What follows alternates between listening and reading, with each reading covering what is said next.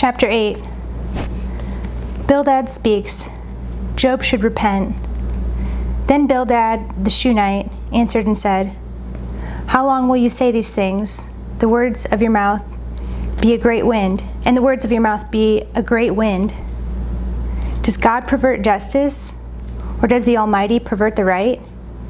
If your children have sinned against him, he has delivered them into the hands of their transgression. If you will seek God and plead with the Almighty for mercy, if you are pure and upright, surely then he will rouse himself for you and restore your rightful habitation. And though your beginning was small, your latter days will be very great. For inquire, please, of bygone ages, and consider what the fathers have searched out. For we are but of yesterday and know nothing, for our days on earth are a shadow. Will they not teach you and tell you and utter words of their understanding, utter words out of their understanding? Can papyrus grow where there is no marsh? Can reeds flourish where there is no water? While yet in flower and not cut down, they wither before any other plant. Such are the paths of all who forget God. The hope of the godless shall perish. His confidence is severed, and his trust is a spider's web. He leans against his house, but it does not stand. He lays hold of it, but it does not endure. He is a lush plant before the sun, and his shoots spread over his garden. His roots entwine the stone heap, and he looks upon a house of stones. If he is destroyed from his place, then it will deny him, saying, I have never seen you.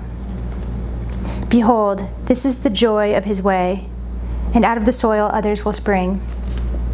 Behold, God will not reject a blameless man, nor take the hand of evildoers. He will yet fill your mouth with laughter, and your lips with shouting. Those who hate you will be clothed with shame, and the tent of the wicked will be no more. Job replies. Chapter 9. Job replies, There is no arbiter.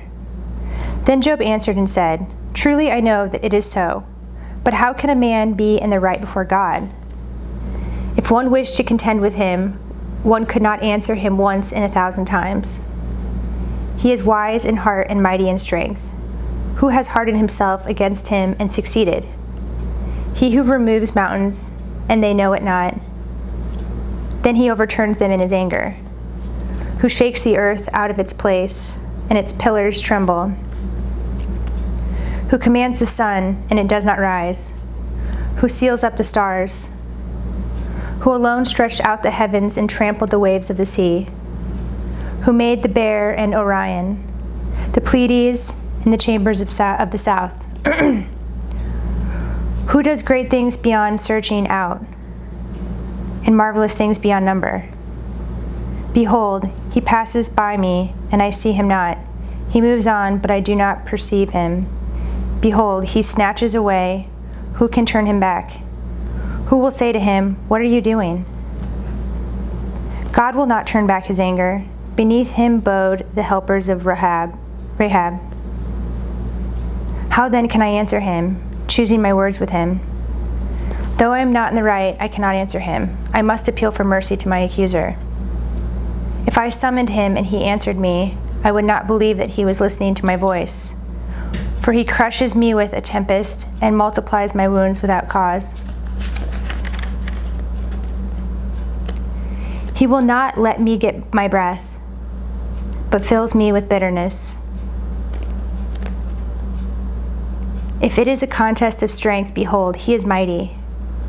If it is a matter of justice, who can summon him? Though I am in the right, my own mouth would condemn me. Though I am blameless, he would prove me perverse. I am blameless. I regard not myself. I loathe my life. It is all one, therefore I say, he destroys both the blameless and the wicked. When disaster brings sudden death, he mocks at the calamity of the innocent. The earth is given into the hand of the wicked. He covers the faces of its judges.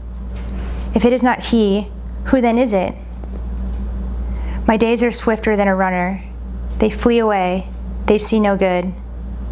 They go by like skiffs of reed, like an eagle swooping on the prey. If I say, I will forget my complaint, I will put off my sad face and be of good cheer. I become afraid of all my suffering, for I know you will not hold me innocent. I shall be condemned. Why then do I labor in vain? If I wash myself with snow and cleanse my hands with lye, yet you will plunge me into a pit, and my own clothes will abhor me. For he is not a man, as I am, that I might answer him, that we should come to trial together. There is no arbiter between us, who might lay his hands on us both.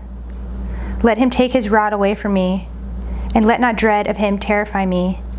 Then I would speak without fear of him, for I am not so in myself. Chapter 10. Job continues, a plea to God. I loathe my life. I will give free utterance to my complaint. I will speak in bitterness of my soul. I will say to God, do not condemn me. Let me know why you contend against me. Does it seem good to you to despise the work of your hands and favor the designs of the wicked? Have you eyes of flesh? Do you see as man sees? Are your days as the days of man, or your years as a man's years, that you seek out my iniquity and search for my sin, although you know I am not guilty, and there is none to deliver out of your hand? Your hands fashioned and made me, and now you have destroyed me altogether. Remember that you have made me like clay, and will you return me to the dust? Did you not pour me out like milk and curdle me like cheese? You clothed me with skin and flesh, and knit me together with bones and sinews. You have granted me life and steadfast love, and your care has preserved my spirit. Yet these things you hid in your heart. I know that this was your purpose. If I sin, you watch me. Do not acquit me of my iniquity. If I am guilty, woe to me. If I am in the right, I cannot lift up my head, for I am filled with disgrace, and look on my affliction. And were my head lifted up, you would hunt me like a lion, and again work wonders against me. You renew your witnesses against me, and increase your vexation toward me. You bring fresh troops against me. Why did you bring me out from the womb? Would that I had died before any eye had seen me, and were as though I had not been, carried from the womb to the grave. Are not my days few? Then cease, and leave me alone, that I may find a little cheer, before I go, and I shall not return, to the land of darkness and deep shadow, the land of gloom like thick darkness, like deep shadow without any order, where light is as thick darkness.